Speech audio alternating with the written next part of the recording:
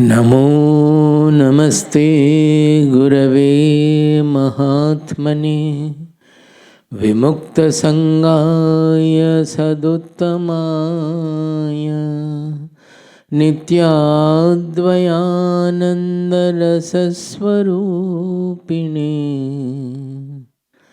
भूम्ने सदा पारदयाम्बुधाम्ने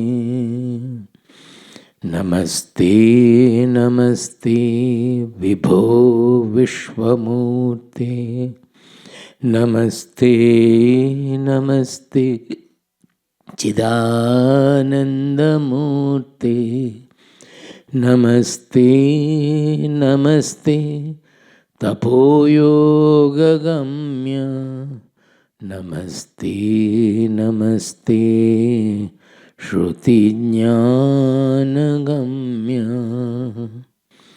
स्वराज्य साम्राज्य विभूतिरेषा भवत्कृपा श्रीमहिमप्रसादात् प्राप्ता मया श्रीगुरवे महात्मने नमो नमस्तेस्तु पुनर्नमोस्तु नमो नमस्तेस्तु पुनर्नमोस्तु नमो नमस्तेस्तु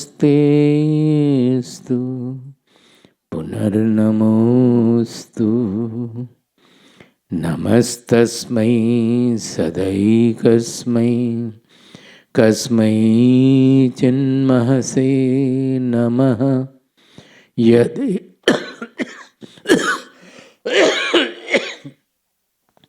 यदेतद् विश्वरूपेण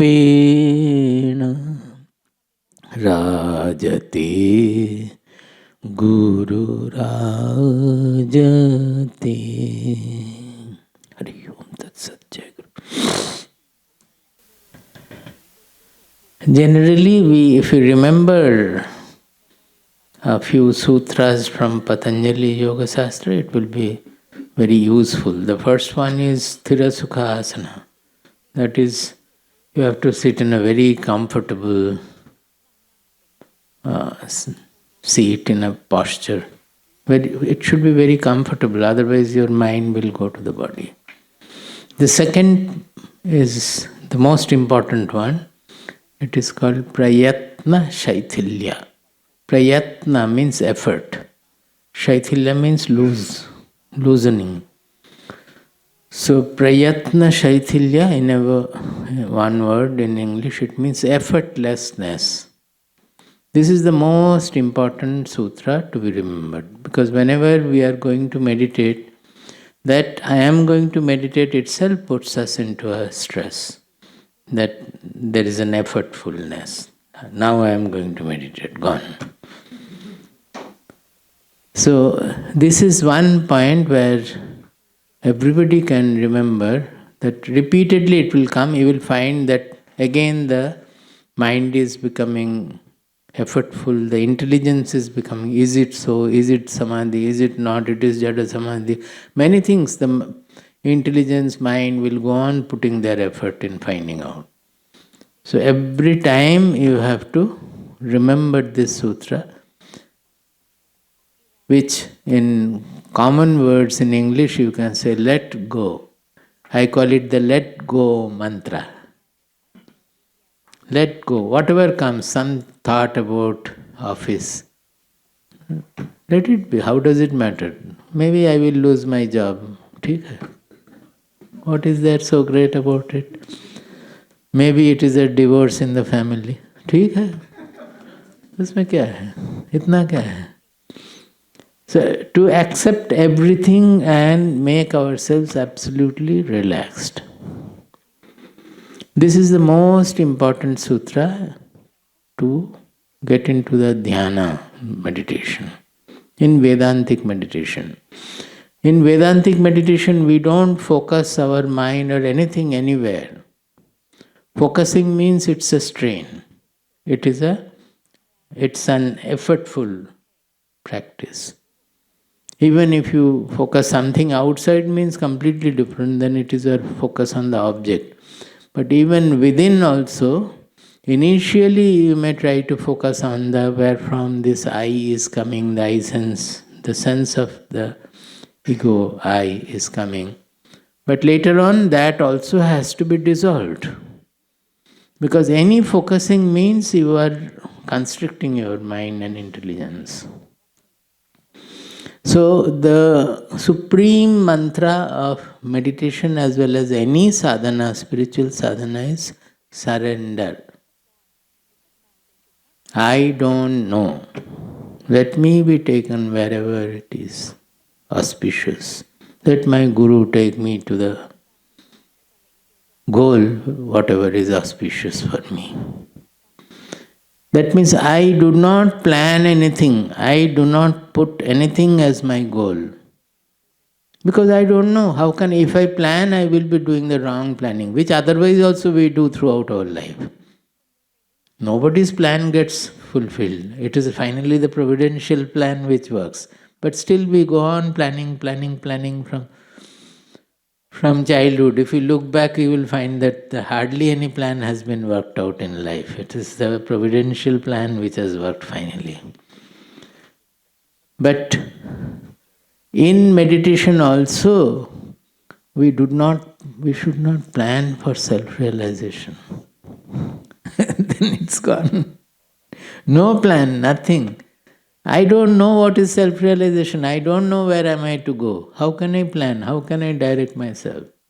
So simply surrender to the Guru, surrender to the Lord, those who do not have Guru, and leave yourself. Relax completely. So this is the way to Vedantic meditation generally. If you have done it, fine, but tomorrow try to do it more. But that should not become an effort again. That has to be remembered. There is a third sutra which is called Ananta Samapatti. Ananta means infinitude. Samapatti means samyakapatti, means bringing in the infinitude, inducing the infinitude in our mind. Now that is, I did not say it first because that will again put you into stress. But what happens is that we always bring in constricted thoughts, small thoughts about our gains and losses and plan and this and that. So the mind always becomes small, constricted. So if you think of the Akasha, its dimension, the sky, dimension of the space, dimension of infinity, then automatically the mind will transcend the small constricted thoughts. So it is called Ananta Samapatti, or it is called Akasha Chinta, Akasha Bhavana. Many things are called. Suppose the sky or the space is always before us, or even more practically, suppose the ocean, Pacific Ocean is before you. But it is not always infusing its vast dimension in your mind. Try to think about it. When you first see, perhaps it is, you feel that, oh, vast, and you forget everything thinking of the ocean. But if you continue to stay there, your mind again gets occupied with small thoughts of quarrel, jealousy and whatnot, everything. So the ocean is gone from the mind, although it is right in front of our eyes.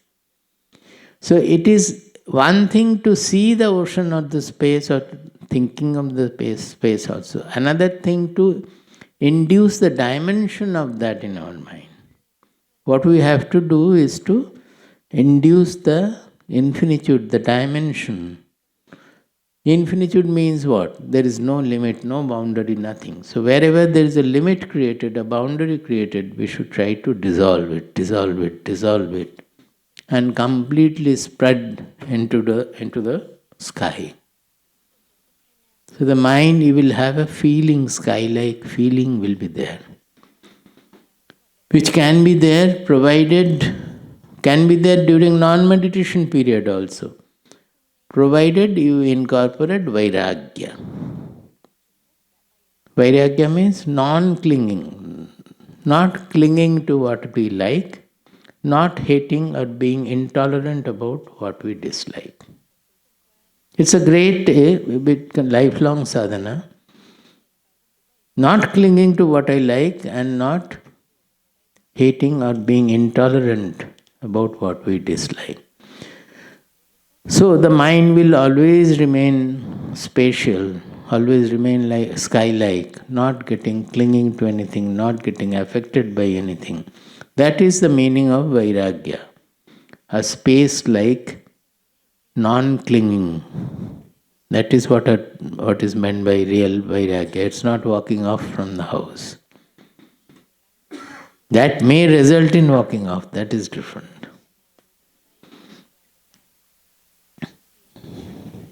Okay, so we will start with our 14th chapter, the Gunatraya-vibhaga-yoga. Now this 14th chapter is a very special model or presentation in Bhagavad Gita. Normally these three guna, you all might have heard about it, known about it also, the Sattva, Rajas and Tamas. These three gunas are constituting the Prakriti or nature. That way it has been presented everywhere. But when we come to Bhagavad Gita 14th chapter, then the whole focus is changed to our personality. Our personality is a product of nature. So as the nature or Prakriti is made of the three gunas, our personality is also made of the three gunas. Now here the whole focus is on our personality, how the three gunas are functioning in our personality. So we have to understand that, and we have to understand how such a personality can be purified and led to a freedom where we will be free of all kinds of bondages. Basically in spirituality, what do we want? We want to get rid of all bondages. That is what is called liberation or freedom. It's not really not to get born again in the mother's womb. That's a very naive idea about liberation. Liberation is something to be felt right here now in this life, not in another life. So, before going into that, I just wanted to remind one thing, that the speciality or the revolutionary presentation of Bhagavad Gita, which I have spoken very many times also, that normally there are, as Swamiji was saying yesterday also, that two kinds of sadhana. One is a non-interactional sadhana. That means meditation, reading the Shastras, contemplating on the Atma or Brahman. This is non-interactional. Another we call interactional. That's while we are acting in the world, interacting with people and objects and situations, pursuit has to be there also. Now generally this interactional part is not so prominently presented. So we only take to the spirituality means getting into meditation and realizing who am I. So in most of the cases we miss the fundamental spirituality throughout our life. We don't bother about it because we don't do the vichara, we don't think about what is happening. What happens is that we think that spirituality means getting into meditation, getting some samadhi, and if samadhi happens, fortunately for somebody, remaining fulfilled with that. And in the active life, we remain as insane as we are. constantly getting disturbed by everything and making others also disturbed. That is not spirituality. So we have to bring spirituality in our interactive life also, which is very, very important. So what happens if you are not able to attain the ultimate goal of meditation? What is the ultimate goal of meditation, of Vedantic meditation? Is to realize the self, who am I? To know that I am not limited by the body, mind, personality, but the I is all pervading. The whole universe is appearing on that I. This is the realization we attempt. Now, when we are not able to get to it, then we start getting away from sadhana. Initially, a few days you may have some peace in meditation, some little experiences in meditation. Then, if you happen to have a blissful experience, then the next day, third day, fourth day, you again look for that blissful experience, and if you look for it, it will not happen. So you will go on missing it. How long will you miss depends on your patience. Very soon people leave. They said that I have meditated, but now it's not necessary. Swamiji, I do the japa while doing work. That is, whatever mantra has been given, I chant the mantra while working, but I don't sit for meditation. Why do you not sit for meditation? That nobody clarifies. Because the meditational goal is eluding us. We have not got the joy of meditation. So we stop the sadhana saying that I am doing the japa during all my actions, during cooking, during office and all. But what is the purpose of that japa? That also we don't think. By doing the japa throughout the day, are you less affected now, or you are fighting with others more?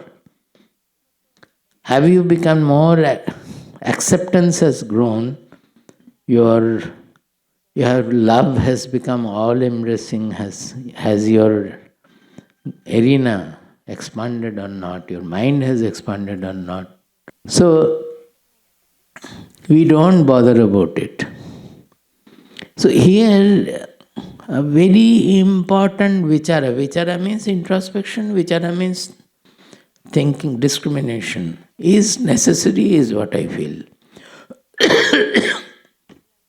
What is that? That if you are not able to attain the goal in meditation, it doesn't mean that your sadhana is over. The whole interactive life is there for sadhana. Another point is that we limit our sadhana to half an hour or 15 minutes, 5 minutes or 1 hour or 1.5 hours of the day. That means when we sit for meditation or read the Shastras or do some chanting or something. The rest of the period of the day, there is no sadhana. So actually there Bhagavad Gita comes. Why? Because Upanishads start with a very great statement of adhikara. Adhikara means fitness, which we all do not bother about, but that's very important. Whatever we do, how much we are fit for that. Now, to pursue the Upanishadic sadhana of Shravana, Manana, Nididhyasana, which again very shortly I will say. Shravana means listening to or reading about this Atma or the truth.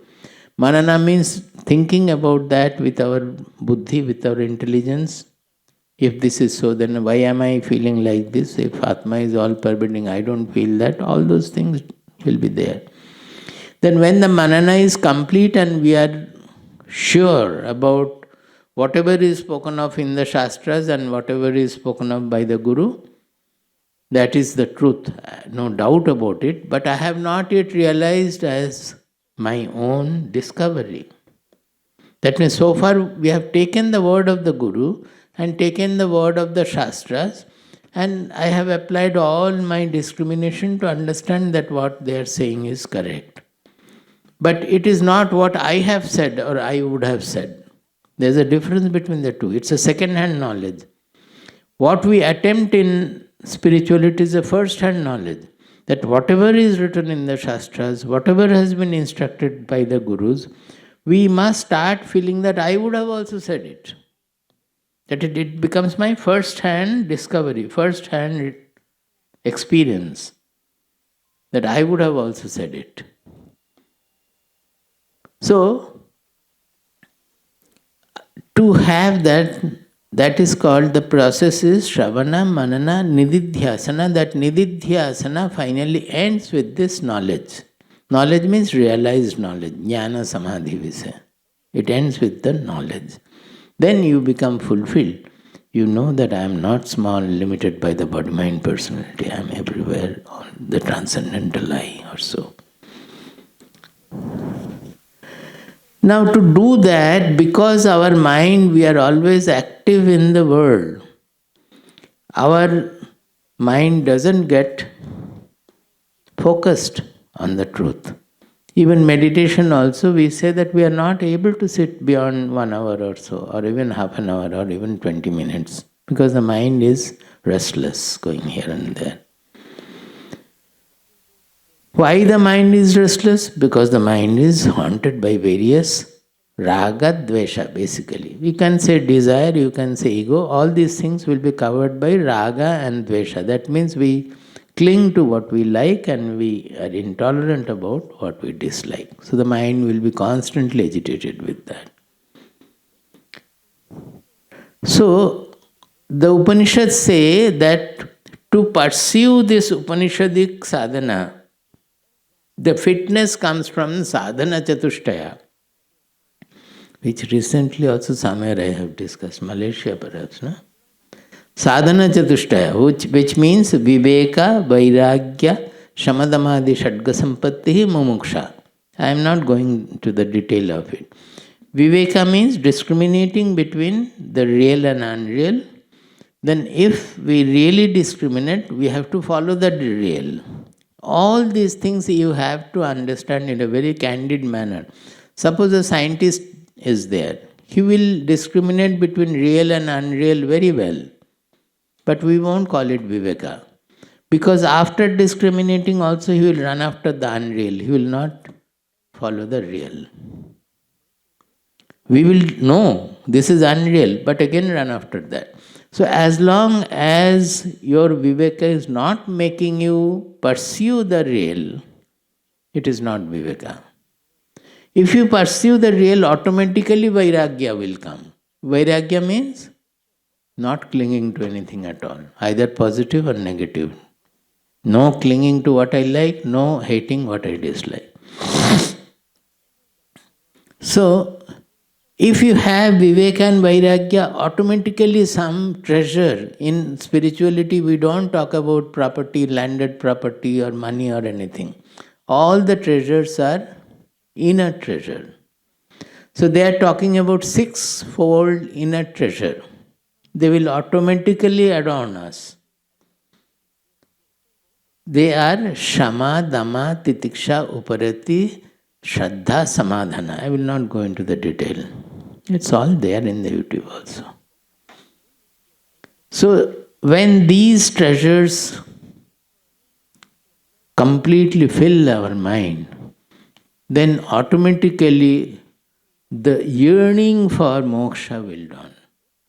What is that moksha? Wherever I am still finding there is bondage, I would like to get rid of that.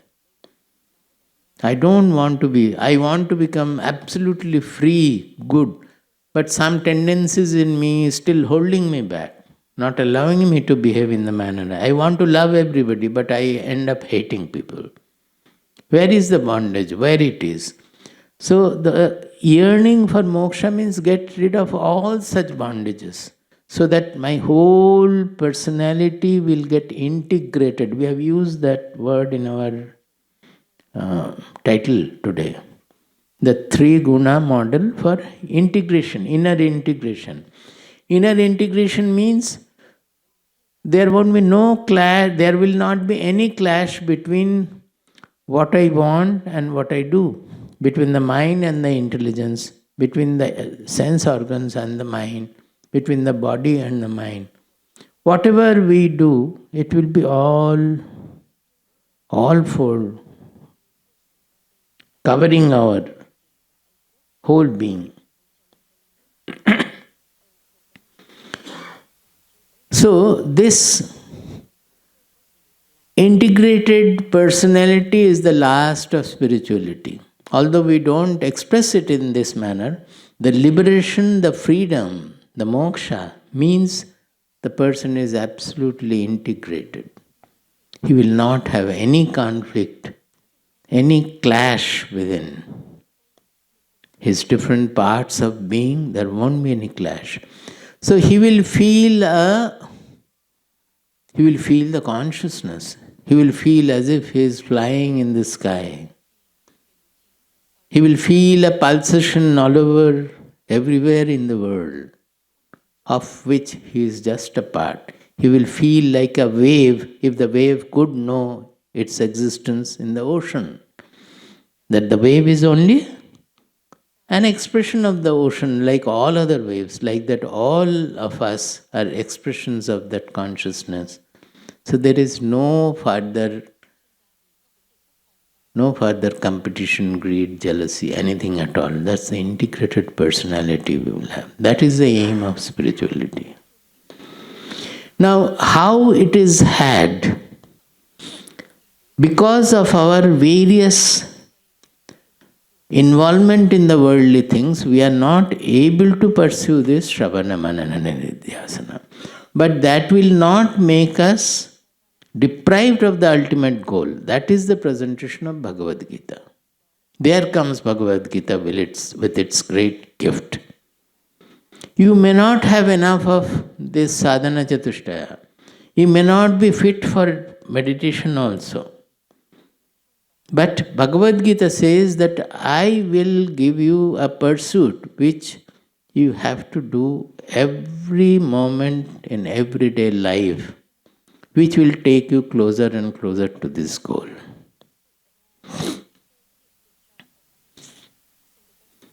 So, what is the goal of meditation? You realize that I, which I am considering to be small, encapsulated by my body-mind personality, that small I am, that identity is a small constricted identity.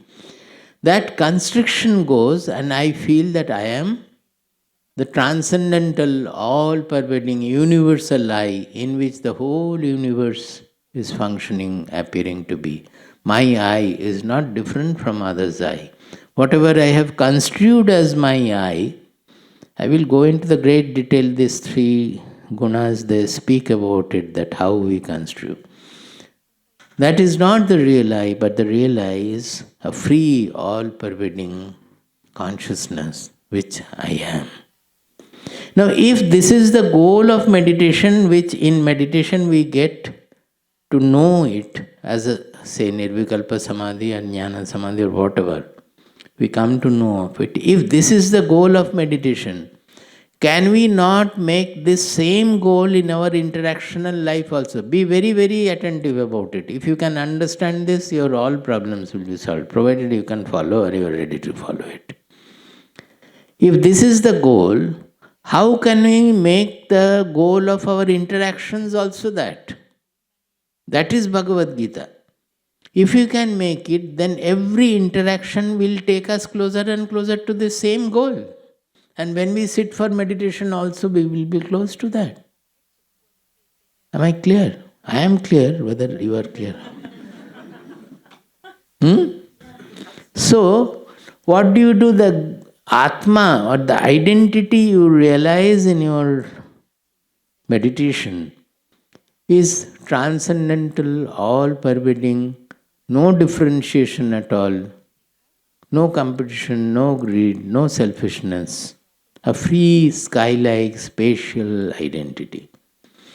So when you are interacting, the moment the selfishness comes, your intelligence will tell you, no, this is not your goal. You have to remove the selfishness. Whenever the strong likes and dislikes come, and you are burning with hatred or clinging to what you like, the intelligence, the viveka buddhi, the discrimination will come and tell you, no, you are becoming small. This is your constricted identity. You have to be the transcendental I. Whenever not only you are interacting with people, you are about to sleep or dream, or you are sitting in your home and thinking in that small manner, the discrimination will come and tell you, no, you are thinking the wrong way. You are not this small I who will be always interested in this selfish gain and all. So you have to correct that. That is how the interactional sadhana of Bhagavad Gita works. So it is not a time limited sadhana that 1 hour meditation kar liya ho gaya, or 1 hour I have read the scriptures, done. Not done. Every moment of action, not only action, of mind also. I may not work, I may sit in my house. But what is the mind thinking? Is it thinking in terms of a spatial expansion, of an universal expansion, or thinking of small likes and dislikes, gains? This I like, that I don't like. Yesterday the food was very bad. Tomorrow the food is going to be good.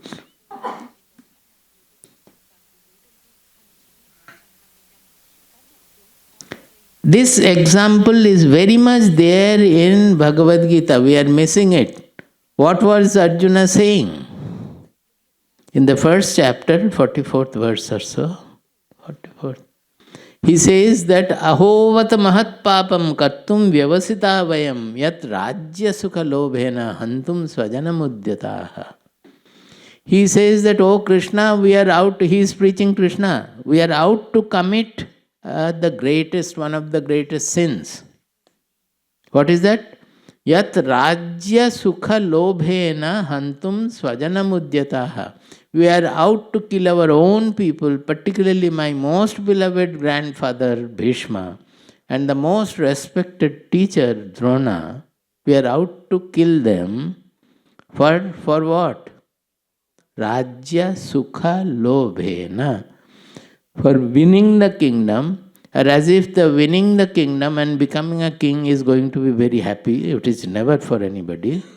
But he is thinking deludedly that getting the sukha and the greed for that sukha, the greed to win the kingdom and enjoying the kingship. Because of that, we are going to kill my grandfather and my most respected teacher. Is it not mahat papam? Can there be any greater sin? The most beloved grandfather on whose lap I have grown and the most respected teacher from whom I have learned the war, the art of archery. We are going to kill them. For what? For enjoying kingship. That was Arjuna's mindset. That is all of our mindset generally. We are thinking only in terms of what I am going to gain out of the work I am doing. And in Krishna's case, throughout the Bhagavad Gita, he is trying repeatedly to change this mindset. And then saying, Tasmad yuddhasva bharata. Oh Arjuna, therefore you fight. By avoiding the war, you cannot get rid of this mindset, this constricted mindset you are suffering from. You fight, but not for winning the kingdom, not for being greedy about the comfort of kingship, but because the war is necessary. The whole world has become corrupted because the kings have become corrupted. We have to save the society by establishing a righteous rule. And you being a warrior, you have to fight for it. We may not be able to finally win. That we will be able to be successful also, nobody knows. We are much less in number, they are much greater in number. We may not be successful. But what else can you do? You can only fight to save the society. It is for the society that you are fighting. In the process, you may not be successful. You may even die. You may not become the king. Even if Pandavas win, you may not become the king.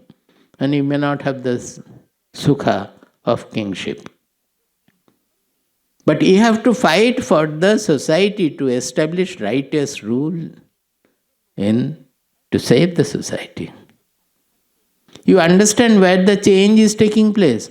From the selfish gain, the mind is shifted to a very large aim, where the aim is nothing related to myself, but for the world, for the society and all. This is the change we have to bring in through our interactions. Now, what happened by that? Suppose he was not fully successful. If you read the Mahabharata, you will know that Arjuna was not able to hit proper arrows to Bhishma. Twice he failed. Finally, Krishna came down with his Sudarshan Chakra. Tum coward, tumse nahi hoga. I am going to kill Bhishma. Krishna, although he had promised that I will not take weapon, he came down with his Sudarshana Chakra that I will kill Bhishma, because unless Bhishma is killed, the war will be lost. And seeing Krishna coming with the Sudarshana Chakra, Bhishma left his eyes, said, will I have the fortune of dying in your hand? Please come and kill me. All these things have happened. Then Arjuna ran from the chariot and fell at Krishna's feet, said, I will kill him. So how are these happening? In spite of his most beloved grandfather. How to kill him? All these discussions are going on. Can you imagine the scene? Unless the mind is far beyond our small constrictions, you cannot think in that term. And when you can kill your most beloved grandfather without any enmity towards him personally, you can kill Duryodhana also without any hatred or enmity. He was always burning with enmity towards Duryodhana. That was his impetus for fighting the war. Now, overcoming the personal love and killing Bhishma for the purpose, if you do the other side of the coin is that while killing Duryodhana or Dushasana also, he will be able to do it because it is necessary, not because of their enmity or because he had tortured Draupadi or so. Do you get it? So the mind is taken to this impersonal dimension. This is the great Vairagya. Normal Vairagya will not work. To fight the war like this needs a much, much higher grade of Vairagya. We should understand that. This is what Krishna incorporated in Arjuna, tried to incorporate. Partly succeeded, partly failed.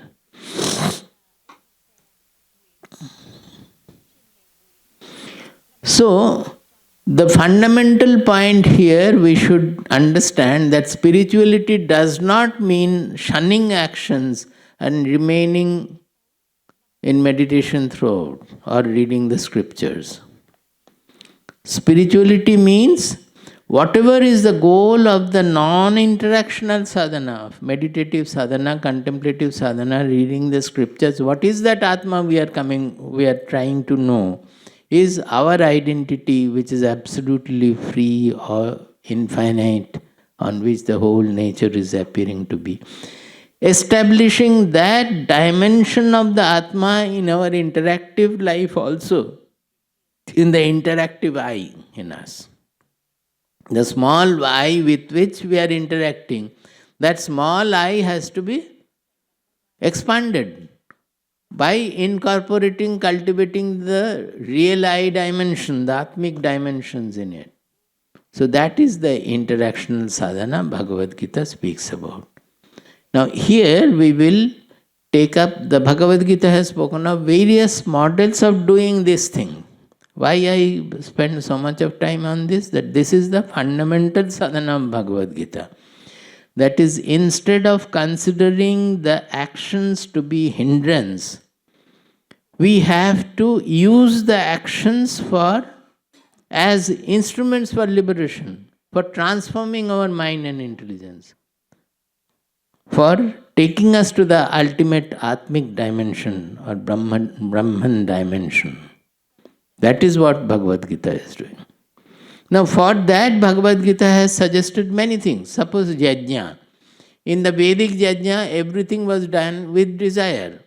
Ashwamedha Yaga one will do provided he has the desire for all emperorship or so. Putra Kameshti Yajna will be done only you desire to have sons.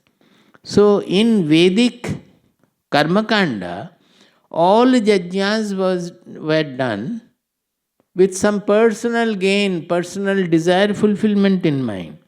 Krishna, with his strange intelligence, completely reversed the whole thing. Whatever you do as an offering to the Lord, not because of your personal gain, becomes a yajna. It is so. The whole universe, he has described also, the whole universe is a yajna of the Lord. The flowers are blossoming, the moon is going around the earth is going around the sun. Where is desire there? If there had been desire, the earth may say one day, oh, I am tired of this running around, let me take rest for a second. What will happen? Nowhere there is desire. The whole nature is vibrant with unimaginable activity without any desire at all. So who are we, human being, puny human being, thinking that I cannot do anything without desire? You are born with desire. You had desire, so you were born. Or it is the effect of some other desire of the parents and all. We are just flowing in nature. And whatever capabilities nature has given us, we will do with that. We will work with that. We will go ahead with that.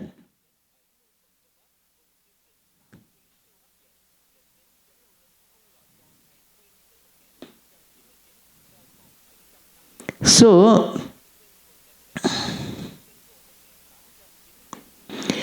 yajna is when we consider whatever we are doing is an offering to the universal yajna of the Lord. If I am cooking, it is not just to feed my stomach or feed my own people, but it is a part in the whole running of nature. Whatever we are doing, it is a part played in the universal yajna of the universal Lord. Similarly, Bhagavad Gita has introduced other things. The ultimate in 18th chapter is the surrender. That is the last word in all spiritual sadhana. Before that, in 2nd chapter, he has installed Samatva, which Swamiji will speak mainly focus on. Samatva, what does it mean? What is the evenness of attitude? In some other place, he has taken to many other concepts also.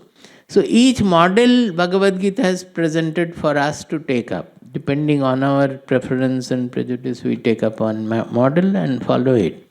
But everything will be leading us to this universal expansion, going beyond our likes and dislikes, clinging to what I like and hating what I dislike, going beyond our personal gain to a universal, contributing to the universal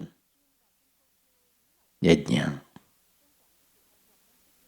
of which this 14th chapter presents an analysis of our personality in terms of the three gunas, and then how to adjust these three gunas and get over the bondages created by them. Na tadasti prithivyaṁ va divi deveshu va punaha sattvam prakritijair muktam yadevhi syat trivir gunaihi. 18th chapter, sloka number 40. It says, Na tadasti prithivyaṁ va divi deveshu va punaha sattvam prakritijair muktam yadevhi syat trivir gunaihi.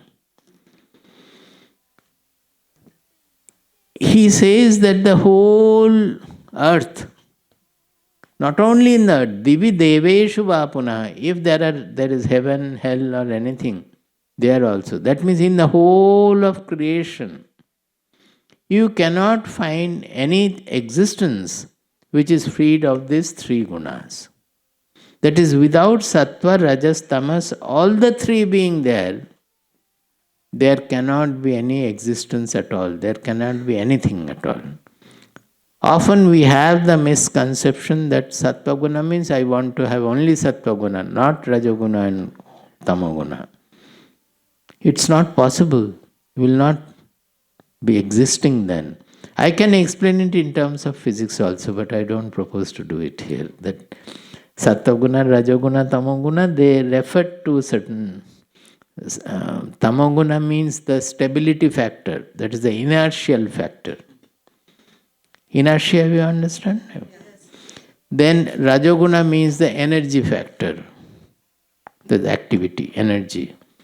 And Sattva Guna means the revelation, the consciousness factor, revelated factor. That is the knowledge. Now suppose there is something which you don't come to know, then will you call it existence?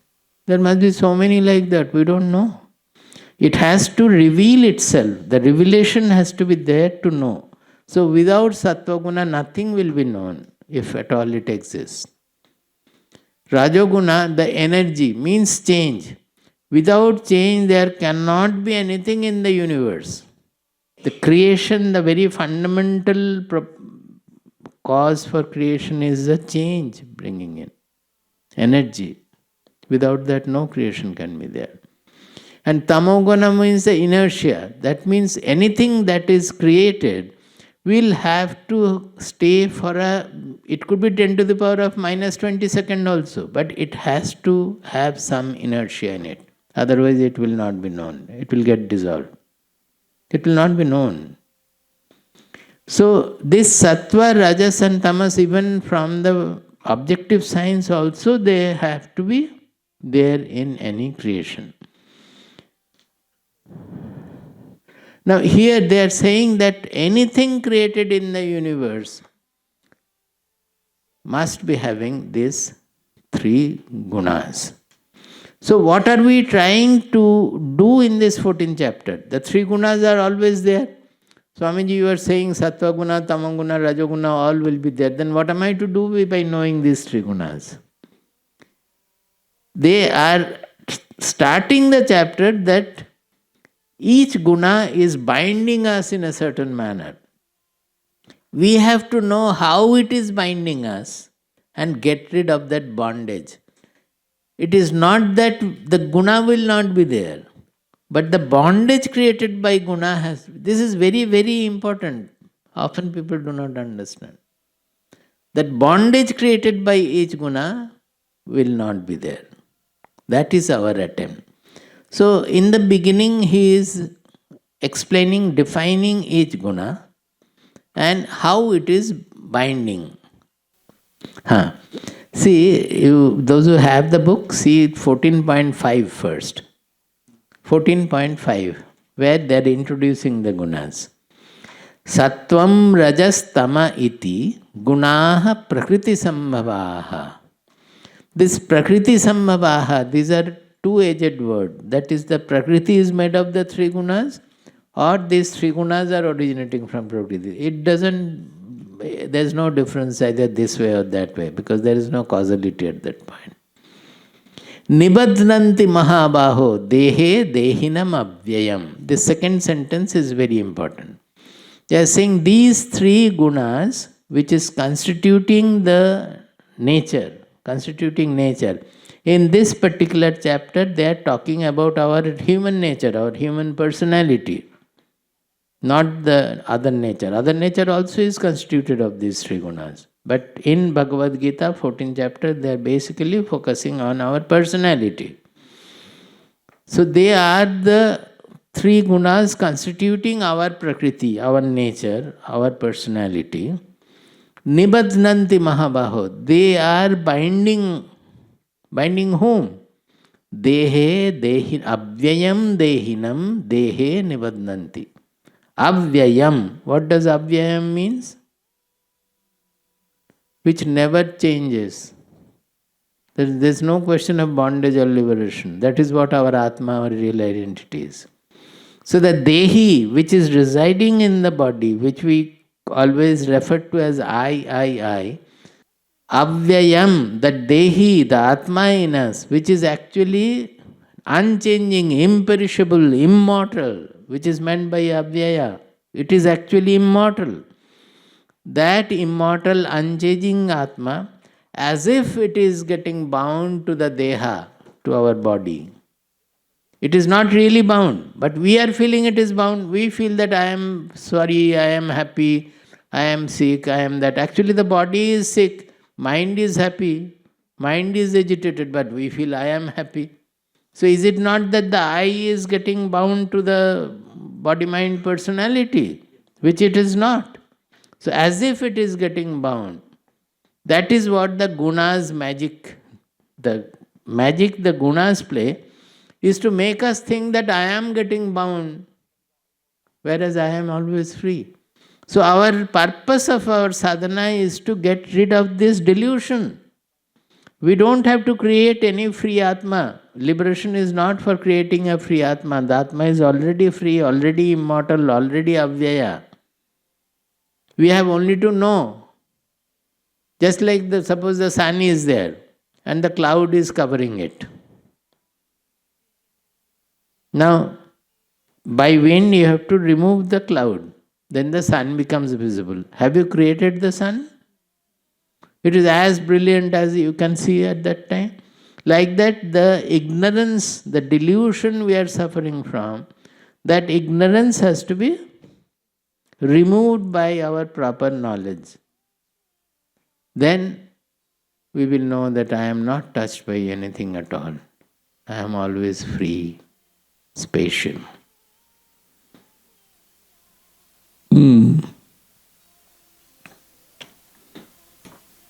So, this is the bondage we have to get rid of. Saying that, he has come to the next verse, you see, next three verses that define the Sattva guna, Rajoguna and Tamaguna.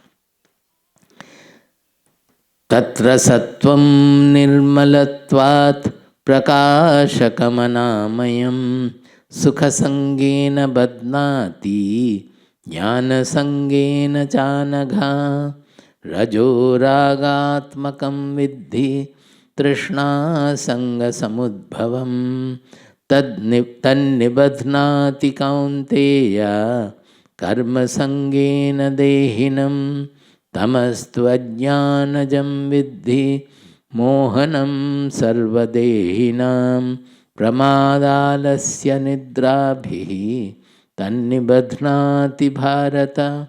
All the three gunas have been defined here, where it is origin and how it is binding us. So the third one says, tamaha tu ajnanajam viddhi. It is born of ignorance. Mohanam sarvadehinam. Its purpose is to delude us, putting a cover on it. How does it bind us? Pramada, alasya, nidra. These three. Nidra means sleep. When the body, mind, intelligence, nothing is functioning. Nidra is such an inert state. When the body is not functioning, mind is not functioning, intelligence also is not functioning. Alasya, when the body refuses to work, but the mind and intelligence are acting. But actually there can be alasya for the intelligence. We are more idle in the intelligence. You can think how much the intelligence you have activated throughout the day. Normally it is mortgaged. Is it not? But, and pramada means inattention, that we are always suffering from. That means the body, mind, everything is active, but we are deluded, inattention. So these are all the activities of tamoguna. By these things it is binding. I will go into the detail tomorrow and go more about it. Then the Rajoguna here is described as Ragatmakam Viddhi. What is the Rajoguna? Which is originating from Trishna Sanga Samudbhavam, which is originating from the attachment, from clinging, etc. Ragatmakam means which the Atma is Raga. That means its very basis is Raga. What is Raga? Raga means color. Raga Dvesha, both are of two sides of the coin. The raga means color. This Rajoguna, it makes us apply a color to the world. What is the color? Red or blue? What color we are applying to the world?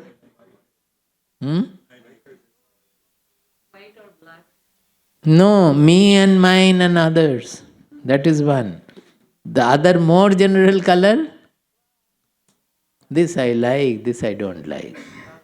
Clinging to what I like and hating what I dislike. So our world is made of that color. That is why when something is done wrong by my son, I think that because he has done the wrong because of the other son. My son is very good, but the neighbor's son is bad, and being associated with him, my son has done something wrong. When it is some fault pointed out, we say, no, I have not done it, somebody else has done it, but Swamiji doesn't know, so he actually doesn't understand, he is blaming me. These are all the color we apply to the world, so we are not able to see the truth. I always say that there is a dirt on this table, suppose. What do? Simply clean it. Do you get depressed by seeing the color, oh, it has become dirty? Or you become elated if it is clean? You simply clean it because it is dirty. But when it is in our mind, suppose I discovered today that I am very jealous. The first action will be, I will become depressed. Oh, still I am jealous. You remove the jealousy, that's all. But if you be egoistic about it, that you become depressed that I still have this defect, then you will not be able to remove it. This is the meaning of impersonal vision. This is the meaning of Vairagya. You know the world as it is. You know yourself as you are. And you act accordingly. If it is somebody else's defect also, you help him to remove. If it is my own defect, you try to remove. Take others' help to remove it. If it is something good, you encourage. If it is others also, don't try to belittle it because it is others' guna. When somebody has done something great, praise it, enhance it. If I have done something good also, be happy that I have done something good because of something good and try to enhance it. So all other sentiments are actually egoistic. Ego makes us depressed, ego makes us elated, ego makes us narcissistic.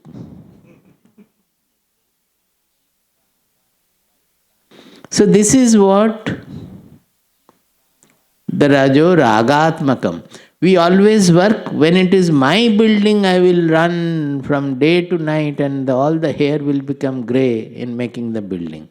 But if you have to construct somebody else's or even your company's building, you will not spend that. Is it not? So it is that color which Rajoguna makes you work, sometimes overwork also, in a futile manner. And sometimes makes you not get into it because it is others. This is Rajoguna. Tan nibadnati kaunteya karma sangena dehinam. It always makes us cling to karma. I think that I am the production of that. I did great things. I have made a huge bridge. Or I will make this. I have to look after my parents. I have to look after my children. Children will kick you out. Then again. But we always associate with I have to do, I have to do, I have to do. So you get the clinging to the karma, karma sangha. This is called karma sangha in Bhagavad Gita. Then the first one was sattva guna. Tatra sattvam nirmalatvat prakashakam anamayam. That sattva is always pure and it is in the form of light. Because it is connected to consciousness, it always illumines everything. To know the truth, the sattva guna, the more sattva guna you have, the shastras will start speaking to you. Why are we not able to understand the shastras? Because we do not have enough of sattva guna. When by our pursuit the sattva guna in our in our Vyaktitva, in our personality enhances, we will find that we are easily able to understand the Shastras will start speaking to us. Everything, the truth will be revealed to us. So it is the Sattva Guna which makes everything revealed. It is the revelatory power. But this Sattva Guna also, it is the best of the gunas, but it also binds us. How? Sukha sangena badnati karma jnana sangena chanagha. You will read the Shastras and understand the words better and better and many things. One Shastra will not do, 100 other books he will bring. And in the process your house is falling, but you will ask your wife to look after the house. It is a Sangha. Somebody has come with some sorrow or some difficulty. Oh no, I am now reading Bhagavad Gita, I cannot look at you. This is the Jnana Sangha. It is Sangha. Why? Because you are not reacting to the situation as you should do as a free human being, as a liberated human being. And Sukha Sangha. This has got a great Sukha. When you start relishing the knowledge, relishing the depth of knowledge and all, you will feel so happy, your face will become brighter, brilliant, and you will have great joy out of it, but you will be caught in the bondage of that. So you will not try, you will refuse to do other things where you have to sacrifice that sukha. So even Sattva Guna also binds us. So these are the three gunas which we will go in greater detail later. So which are creating these bondages, and how we have to get rid of these bondages is the discussion of this chapter. Now for today I will stop it. Prabuddham vimuktam vikaradihinam prasannam sada nityabodhaswarupam param nishchalam nirgunam sarvarupam bhajeham sadanusmarami pranomi. Prabuddham vimuktam vikaradihinam prasannam sada nityabodhaswarupam nishchalam nirgunam sarvarupam bhajeham sadanusmarami pranomi.